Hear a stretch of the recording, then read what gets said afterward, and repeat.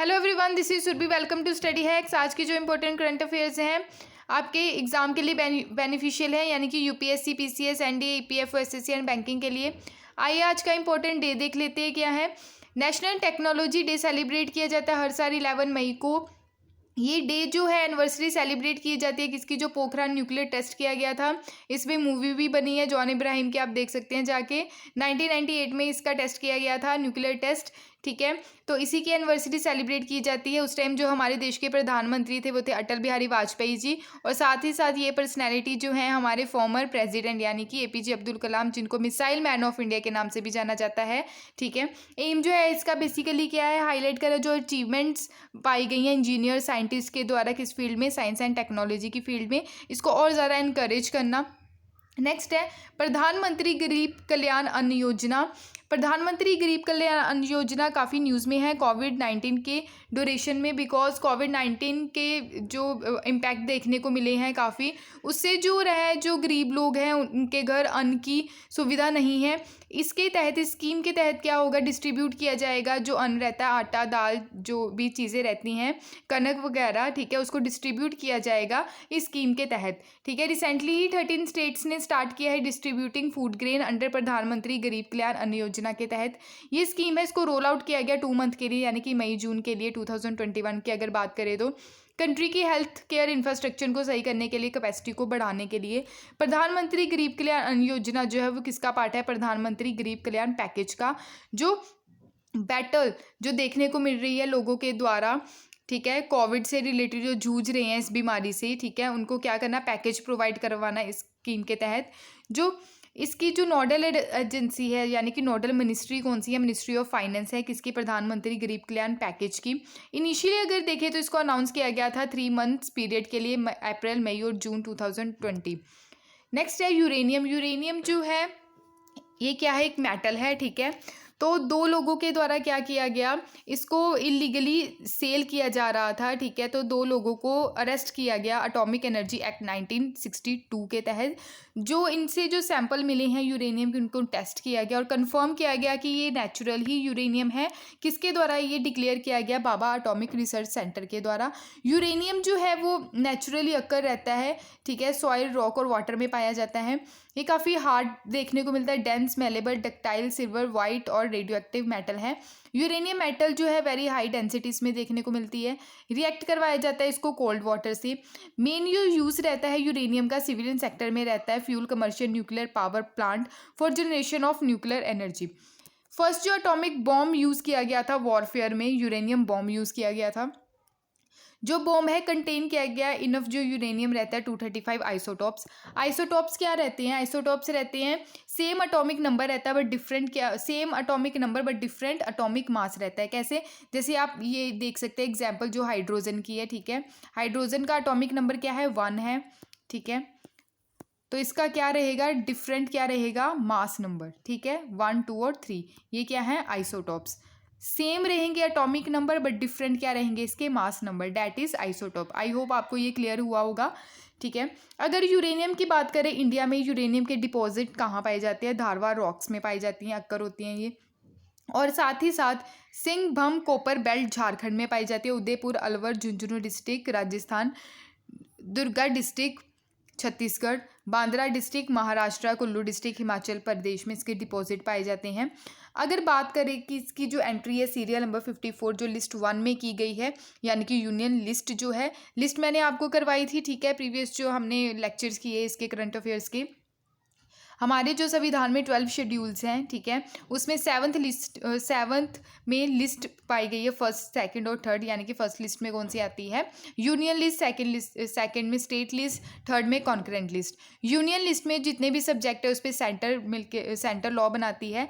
State में जो जितने भी सब्जेक्ट है उसमें स्टेट लॉ बनाएगी। कॉन्करेंट की अगर बात करें तो सेंटर और स्टेट दोनों मिलकर लॉ बनाएंगे।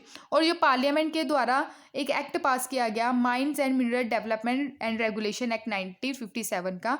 ठीक है, और यूरेनियम जो है वो मेजर मिनरल है, मैनेज किया जाता है यूनियन गवर्नमेंट के द्वारा अंडर प्रोविजन MMDR, यानी कि mineral and mines and minerals development and regulation act 1957 के तहत मैनी ऑफ दीज मिनरल जो डिपॉजिट पाए जाते हैं रिच फॉरेस्ट रिजर्व में, जो अप्रूवल किए जाते हैं union minister of environment forest and climate change के द्वारा। ये काफ़ी ज़रूरी रहती हैं ये चीज़ें, ठीक है। आई होप ये आपको क्लियर हुआ होगा। नेक्स्ट है भाभा एटॉमिक रिसर्च सेंटर के बारे में अगर बात करें तो डॉक्टर होमी जहांगीर भाभा ने कंसीव किया था न्यूक्लियर प्रोग्राम इंडिया में। डॉक्टर भाभा ने इस्टेब्लिश किया Tata institute of fundamental research और न्यूक्लियर साइंस रिसर्च 1945 में। डॉक्टर भाभा ने इस्टेब्लिश किया एटॉमिक एनर्जी इस्टेब्लिशमेंट ट्रोम्बे 1954 में। फिर इसको रीनेम कर दिया गया एटॉमिक एनर्जी इस्टेब्लिशमेंट ट्रोम्बे को भाभा एटॉमिक रिसर्च सेंटर कब 1966 में। आई होप आपका ये जितना भी डाउट था वो क्लियर हुए होंगे, ठीक है। फिर भी अगर कोई डाउट हो तो प्लीज़ आप कमेंट बॉक्स में लिखिएगा। नेक्स्ट है गोपाल कृष्ण गोखले। हाल ही में इनकी जयंती सेलिब्रेट की गई 9 मई को, ठीक है। प्राइम मिनिस्टर ऑफ इंडिया के द्वारा ट्रिब्यूट पे की गई गोपाल कृष्ण गोखले की जयंती पे। गोपाल कृष्ण गोखले एक ग्रेट सोशल रिफॉर्मर थे, एजुकेशनलिस्ट थे, ठीक है। लीडरशिप का रोल प्ले किया इन्होंने फ्रीडम मूवमेंट में।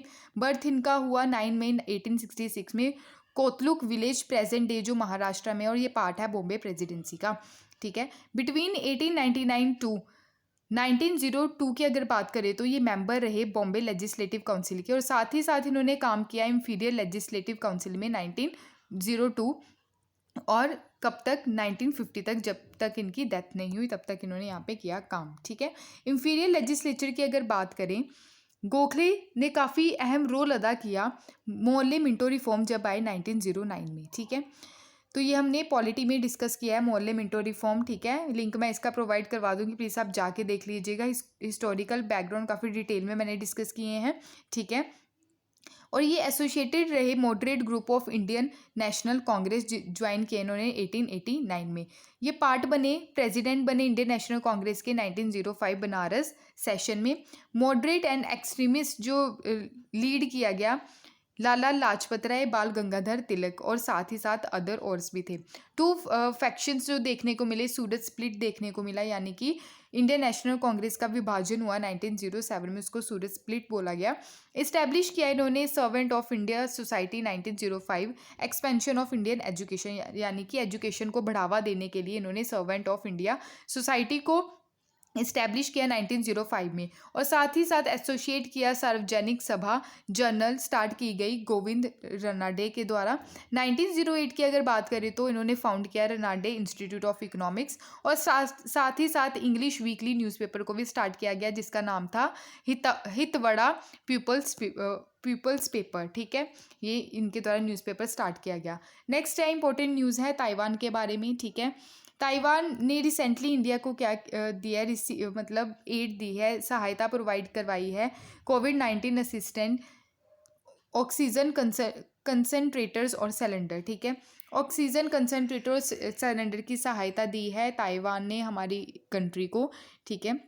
ऑक्सीजन कंसनट्रेटर मीन ये ऑक्सीजन लेते हैं, यहाँ पे आप देख सकते हैं इस पिक में, एक सेकंड, ये है ऑक्सीजन कंसनट्रेटर, ठीक है। और ये क्या है, ऑक्सीजन टैंक्स आप देख सकते हैं, ठीक है। ऑक्सीजन कंसनट्रेटर जो हैं ये ऑक्सीजन लेते हैं इन्वायरमेंट में से, मतलब प्योर ऑक्सीजन होती है वो रिसीव करते हैं ये 90 to 95%। यहाँ पे आप देख सकते हैं एटमॉस्फेयर में जो पाई जाती हैं गैसेस, सबसे ज़्यादा 78% नाइट्रोजन, उसके बाद ऑक्सीजन 21% जो है ऑक्सीजन, इसी से ही क्या करते हैं ये जो रहता है ऑक्सीजन ऑसिलेटर क्या करता है, ऑक्सीजन को रिसीव करता है, ऑक्सीजन जो 21% पाई जाती है। उसके बाद other gases 1%, organ, CO2, neon, methane, krypton, hydrogen, ठीक है। सबसे ज़्यादा गैस कौन सी पाई जाती है, नाइट्रोजन गैस, ये ध्यान में रखिएगा, ठीक है।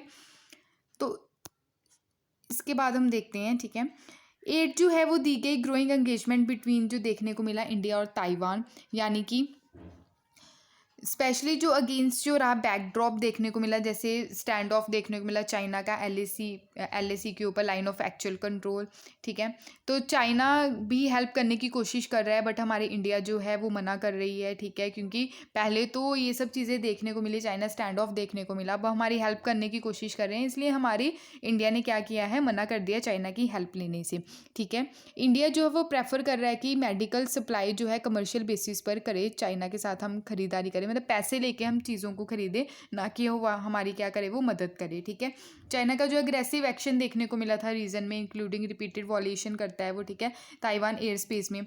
अगर इंडिया की बात करें तो ये मैंने पहले ही बता दिया कि इंडिया जो है वो चाइना का ऑफर एक्सेप्ट नहीं कर रहा है, उनकी सहायता एक्सेप्ट नहीं कर रहा है, ठीक है। वो प्रेफर कर रहे हैं कि मेडिकल सप्लाई जो है वो कमर्शियल बेसिस पे चीज़ों को खरीदे। ताइवान जो है, ताइवान को रिपब्लिक ऑफ चाइना के नाम से भी जाना जाता है।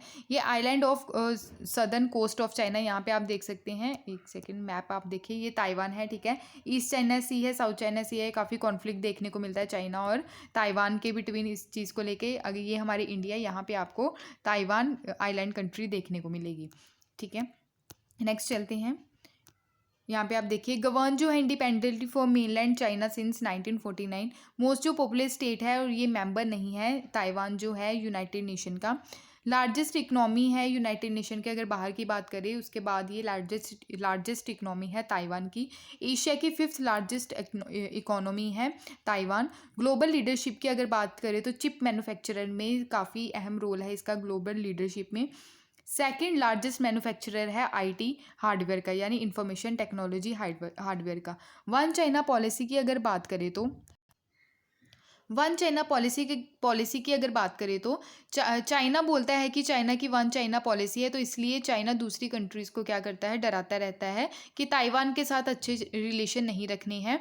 ये सब बातें देखने को मिलती है, ठीक है, चाइना की तरफ से। अगर इंडिया के रिलेशन की बात करें चाइना के साथ, ठीक है, देखें तो वैसे अच्छे तो नहीं है जैसे होने चाहिए, उससे मतलब जैसे होने चाहिए वैसे नहीं है। डिप्लोमेटिक अगर एक्नॉलेजमेंट जो है चाइना की, वन चाइना गवर्नमेंट है जो चाइना की, वो यहाँ पर चलेगी। ताइवान को कुछ समझता नहीं है चाइना, ठीक है, फिर भी ताइवान अपने अकॉर्डिंग काम कर रहा है, ठीक है। तो यहाँ पे देखने को मिलेगा इंडिया और ताइवान जो है do not form a diplomatic relation since 1995। Both sides में जो मेंटेन रखे जा रहे हैं representative office each other Capitals. India जो है वन चाइना पॉलिसी को रिग्रेक्ट करता है, ठीक है। रिलेशन जो है इंडिया ताइवान का 2018 में साइन किया गया बायलैटरल इन्वेस्टमेंट एग्रीमेंट। इसी के अराउंड 200 ताइवानीज कंपनीज देखने को मिली इलेक्ट्रॉनिक और कंस्ट्रक्शन फील्ड में, petrochemical, machine, information and communication technology, auto parts and operate किए जाते हैं इंडिया में। साथ ही साथ साइंस एंड टेक्नोलॉजी की फील्ड में अगर देखें तो मोर देन 30 ऑनगोइंग गवर्नमेंट जो फंडिंग की जाती है, ज्वाइंट रिसर्च प्रोजेक्ट देखने को मिले ताइवान के साथ इंडिया के। और दोनों साइड में जो एक्सपैंड किए जाते हैं एजुकेशनल एक्सचेंज, म्यूचुअल जो डिग्री रहती है, एग्रीमेंट हायर एजुकेशन में सिंस जो साइन किया गया 2010 में, ठीक है। आई होप आपको ये आर्टिकल समझ में आया होगा। नेक्स्ट है स्टेट ऑफ वर्किंग इंडिया 2021, ठीक है। इसमें क्या है, रिपोर्ट जो है state of working India 2021 1 year of कोविड-19, ठीक है, एनुअली ये रिलीज़ की जाती है अजीम प्रेमजी यूनिवर्सिटी के द्वारा, ठीक है, कि इन्वायरमेंट यानी कि जो कोविड का इम्पैक्ट पड़ा है हमारे इंडिया पे, किस किस एरिया में ज़्यादा देखने को मिला और क्या क्या चेंजेस आए हैं, ठीक है। अगर बात करें तो बेसिक जो एम क्या है इसका, कोविड-19 का क्या इम्पैक्ट पड़ा है एम्प्लॉयमेंट के ऊपर, ठीक है, लोगों की जॉब गई है, ठीक है। इनकम के ऊपर तो लोगों की इनकम कम हुई है। इनइक्वालिटी के ऊपर यानी कोई बहुत ज़्यादा अमीर हुआ है तो कोई बहुत ज़्यादा गरीब देखने को मिलेगा, और गरीबी किस लेवल पर पहुंची है, ये सब चीज़ों को एनालाइज किया गया है, ठीक है। तो पीरियड जो देखने को मिला मार्च 2020 दिसंबर 2020 तक का इम्पैक्ट जो है 1 ईयर का कोविड-19 का एम्प्लॉयमेंट पे पड़ा, इनकम इनइक्वालिटी, पॉवर्टी, ठीक है, गरीबी पर कितना इम्पैक्ट पड़ा। इम्पैक्ट 100 मिलियन जो जॉब है वो मतलब गंवा दी गई लोगों के द्वारा जब मई 2020 में लॉकडाउन लगा। उसी के साथ साथ जो वर्कर्स हैं, जो एम्प्लॉयमेंट है 2020 की अगर बात करें तो 15 मिलियन मतलब लोगों की जॉब गई, ठीक है। आप देख सकते हैं कितने ह्यूज तौर पे लोगों की जॉब गई रिलेटेड टू कोविड-19 के ड्यूरेशन में। अगर पर्टिकुलर हाउस होल्ड की बात करें तो 4 मेंबर्स की अगर बात करें तो फैमिली के मंथली पर कैपिटा जो है इनकम 2020 लेवल जो 2020 का देखने को मिला कम हुआ है, ठीक है, आप यहाँ पे देख सकते हैं। मंथली जो अर्निंग देखने को मिली वर्कर्स की average 17% during pandemic informal salary workers की फेस की गई हाईएस्ट लॉस अर्निंग जो देखने को मिली पोस्ट लॉकडाउन की ड्यूरेशन में। साथ ही साथ जो सैलरी रही वर्कर्स की, इनफॉर्मल वर्कर्स, साथ ही साथ self employed 30%, casual wages, informal salaries 9%, bottom जो 20% रहा हाउस होल्ड। अगर लॉकडाउन की ड्यूरेशन की बात करें तो 20% जो हाउस होल्ड है उनकी जो सैलरी है वो काफ़ी कम हुई है अप्रैल मई 2020 की अगर बात करें तो। टॉप 10% सफ़र किया लीस्ट ड्यूरिंग लॉकडाउन, और साथ ही साथ 20% फरवरी में जो इनकम कम हुई है लोगों की वो ड्यूरिंग लॉकडाउन देखने को मिली। अगर 61% जो वर्किंग मैन है, ठीक है, उनकी जॉब गई, और साथ ही साथ 7% यानी कि 100 में से जो 61% हैं उनकी जॉब गई। बट लॉकडाउन के बाद जो 7% जो बचे लोग हैं उनकी तो परमानेंट चलेगी, 61 जो हैं दोबारा उनको जॉब मिल चुकी, ठीक है, ये रिटर्न वर्क पर चले गए, और बाकी जो 7% है उनकी जॉब चली गई। और साथ ही साथ वुमेंस की अगर बात करें तो 19% जो एम्प्लॉयमेंट है वुमेंस की वो कम देखने को मिली, 47% ने सफ़र किया, परमानेंट उनकी जॉब लॉस हो गई वुमेंस की, ठीक है, अगर कंपैरिजन करें मैन के साथ, तो वापस वो उनको जॉब नहीं मिली, not returning to work even ending 2020। Job जो लॉस हुई, फॉलिंग अर्निंग देखने को मिली, लार्ज इंक्रीज मतलब पॉवर्टी सबसे ज़्यादा देखने को मिली ड्यूरिंग लॉकडाउन। साथ ही साथ ये क्या है, New York city international film festival, इसके द्वारा अनुपम खेर जो है उनको बेस्ट एक्टर के अवार्ड से नवाजा गया है। परफॉर्मेंस जो देखने को मिली, शॉर्ट फिल्म जो थी happy birthday at the New York city international film festival, इनको अवार्ड दिया गया है। साथ ही साथ जो इस मूवी के डायरेक्टर हैं प्रसाद कदम, प्रोड्यूस किया गया FNP मीडिया। साथ ही साथ फिल्म जो है इसको बेस्ट शॉर्ट फिल्म का अवार्ड भी दिया गया इस फेस्टिवल में। ग्लोबल प्राइम रेजिडेंशियल इंडेक्स जारी किया गया London based property consultant Knight Frank, ठीक है, इसके द्वारा ये इंडेक्स को जारी किया गया। न्यू दिल्ली जो है उसका रैंक जो रहा 32, साथ ही साथ मुंबई 36 पोजीशन पे ग्लोबल प्राइम रेजिडेंशियल इंडेक्स में। बेंगलुरु जो है वो 3rd पोजीशन पे है, यहाँ पे आप इंडेक्स देख सकते हैं, ठीक है। सबसे ज़्यादा जो हाई रैंक रही है चाइना की ये रीजन है, शिंजियान, शंघाई, ग्वांगझू, वैनकूवर, सियोल, ठीक है। दिल्ली की जो पोजीशन रही 32, मुंबई 36, बेंगलुरु 40। साथ ही साथ जी 3 चाइनीज़ आपको कंट्री सिटीज़ बता दी हैं चाइना की। शिंजान जो रिकॉर्ड की स्ट्रॉन्गेस्ट परफॉर्मेंस है वर्ल्ड में अगर ग्रोथ देखें तो 18.9%। न्यूयॉर्क जो है सबसे वीकेस्ट परफॉर्मेंस रही है मार्केट के बेसिस पे, नेगेटिव ग्रोथ रही है 5.8%। यहाँ पे आप देख सकते हैं नाइट फ्रैंक जो है इसके हेडक्वार्टर है लंदन यूके, फाउंड किया गया इसको 1896 में। नंबर ऑफ एम्प्लॉयज़ यहाँ पे जो काम करते हैं 14,000 2018 की अगर बात करें तो, ठीक है। फाउंडर जो है Howard Frank, John Knight, William Rutley इसके क्या है फाउंडर। नेक्स्ट है 38th national president fishy FLO, इनकी जो है अभी अपॉइंट किया गया है इनको एज अ प्रेसिडेंट फिसी लेडीज़ ऑर्गेनाइजेशन, ठीक है। ओल्डेस्ट वुमेन लेड है, ये लेड करती है women centric business chamber of south east Asia. Fishy जो है, फिसी यानी कि यहाँ पे आप देख सकते हैं federation of Indian chamber of commerce and industry, इसी में ही सबज्यूम करके इन्होंने लेडीज़ ऑर्गेनाइजेशन देखने को मिली है। इस्टेब्लिशमेंट जो हुआ 1983 में इसका हुआ। डिवीज़न जो है federation of Indian chamber of commerce and industry का। एम जो है कि वुमेन जो है वुमेन एम्पावरमेंट को क्या करना है, इनकरेज करना है, ताकि वुमेन का पार्टिसिपेशन बिजनेस में देखने को मिले, ताकि वो खुद की ऑनर्स रहे, ठीक है। कंट्रोल जो देखने को मिलेगा productivity asset, speed up development of India, women development और सेल्फ रिलायंट इंडिया यानी कि आत्मनिर्भर भारत की ओर बढ़ते कदम देखने को मिलेंगे इसके तहत। साथ ही साथ ये federation of Indian chamber of commerce and industry जो है इसके हेडक्वार्टर न्यू दिल्ली में फाउंड किया गया 1927 में। सेक्रेटरी जनरल जो हैं दिलीप चिनॉय हैं।